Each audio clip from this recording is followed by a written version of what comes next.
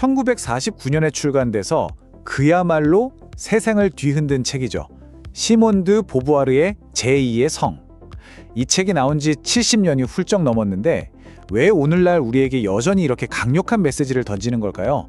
그 핵심을 한번 같이 파헤쳐 보겠습니다. 여자는 태어나는 것이 아니라 만들어지는 것이다.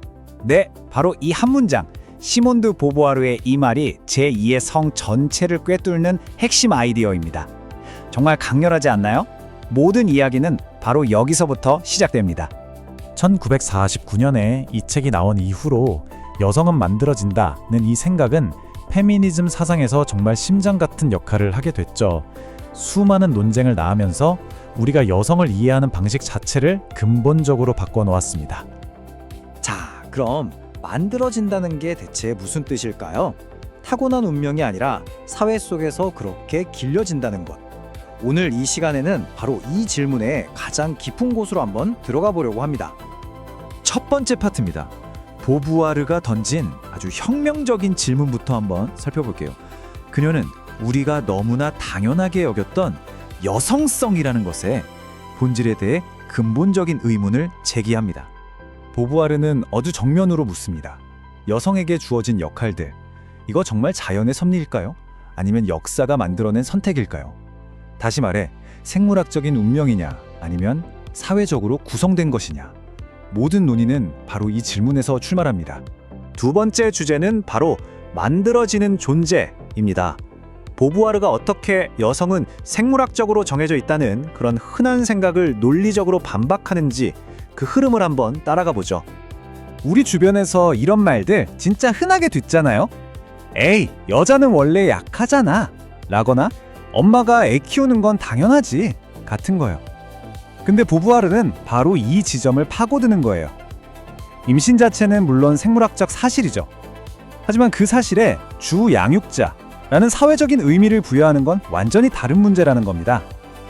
아빠가 육아를 돕는다는 표현만 봐도 이미 엄마가 주체라는 생각이 깔려 있는 거잖아요. 결국 핵심은 이거예요. 보부아르가 보기엔 문제는 여성의 신체 그 자체가 아니라는 겁니다. 진짜 문제는 뭐냐? 그 몸을 특정한 방식으로 바라보고 어떤 역할을 강요해온 사회의 그 시선, 바로 사회적 시선과 제도라는 거죠. 자, 세 번째는 보부아르의 개념 중에 아마 가장 유명할 거예요. 바로 세상의 타자라는 개념입니다. 이 사회적 시선이 어떻게 여성을 남성과는 다른 부차적인 존재, 즉 타자로 만들어 왔는지 한번 살펴보겠습니다. 와, 이 비유 정말 강력하지 않나요? 세상의 기본값, 기준이 되는 일은 남성이고 여성은 그에 따라 정의되는 두 번째 존재, 제2의 성이 되어버렸다는 거죠. 보부아르는 바로 이것이 세상을 보는 왜곡된 틀이라고 지적한 겁니다. 이런 생각이 갑자기 뿅 하고 나타난 게 아니에요. 역사를 거슬러 올라가면 아리스토텔레스는 여성을 뭔가 부족한 남성으로 봤고 토마스 아퀴나스는 심지어 불완전한 남성이라고 했죠. 이처럼 역사는 아주 오랫동안 여성을 남성과의 관계 속에서만 정의해왔던 겁니다. 자, 이 구도를 한번 정리해 볼게요. 주체인 남성은 스스로 기준을 만들고 세상을 정의하는 존재예요. 반면에 타자인 여성은 그 기준에 따라 끊임없이 평가받는 존재가 되는 거고요. 보부아르의 분석에 따르면 우리가 흔히 쓰는 여자답다는 칭찬조차도 사실은 남성이 만든 기준에 잘 부합한다는 의미를 품고 있을 수 있다는 거죠. 그렇다면 여성은 어떻게 이 보이지 않는 세장, 이 타자라는 역할에 갇히게 되는 걸까요? 네 번째 파트, 세장 부수기에서는 바로 이 사회적인 과정과 또 여기서 벗어날 길은 뭔지 한번 찾아보겠습니다. 보부아르에 따르면요, 이 과정은 우리가 태어난 순간부터 시작돼요. 첫째는 언어, 여자애는 얌전해야지 남자는 우는 거 아니야 같은 말들. 둘째는 학습입니다. 여자는 단정함을, 남자는 경쟁을 배우죠. 그리고 마지막 바로 시선입니다. 다른 사람에게 내가 어떻게 보일까에 아주 민감해지도록 길러진다는 거죠.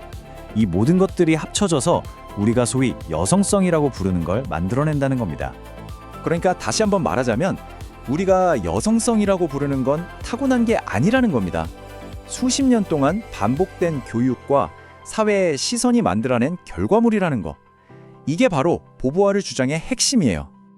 보부아르는 이 상태를 설명하려고 내재성이라는 철학 개념을 가져와요. 이게 뭐냐면 다른 사람이 정해준 틀, 예를 들면 뭐 집안일이나 육아처럼 계속 반복되는 일상에 갇혀서 현재에만 머무는 상태를 말하는 거예요. 전통적으로 여성에게 강요되어 온 삶의 방식이라고 할 수 있죠. 그리고 이 내재성의 정반대에 있는 개념이 바로 초월성입니다.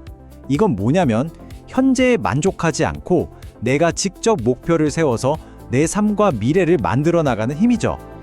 보부아르는 모든 인간이 성별에 상관없이 바로 이 초월성을 추구할 권리가 있다고 말합니다.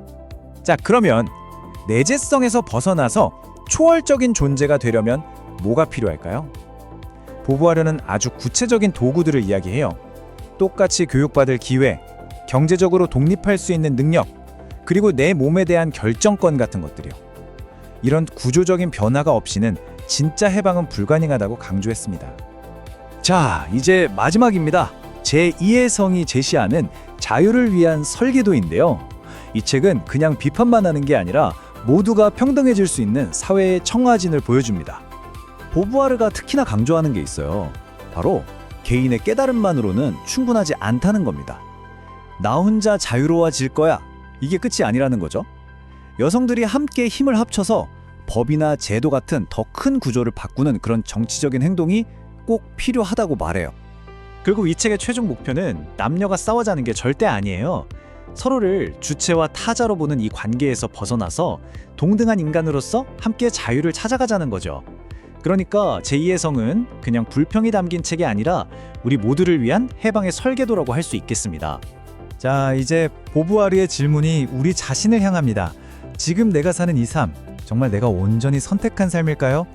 아니면 사회가 나에게 기대하는 남자다운 혹은 여자다운 모습이라는 틀 안에서 내린 선택은 아닐까요? 한 걸음 더 나아가서 우리는 다른 사람을 어떻게 보고 있을까요? 한 사람을 그냥 그 사람 자체로 보기 전에 아, 여자니까 이럴 거야, 남자니까 저럴 거야 하는 성별의 필터를 먼저 씌워서 보고 있지는 않은지 한번 생각해보게 되죠. 결국 보부아르가 우리 모두에게 던지는 마지막 질문은 이겁니다. 여성은 타자라는 굴레에서 벗어나고 남성은 가장이라는 무거운 짐에서 벗어나서 우리 모두가 성별이라는 꼬리표를 떼고 정말로 자기 삶의 주인이 될 준비가 되었는가?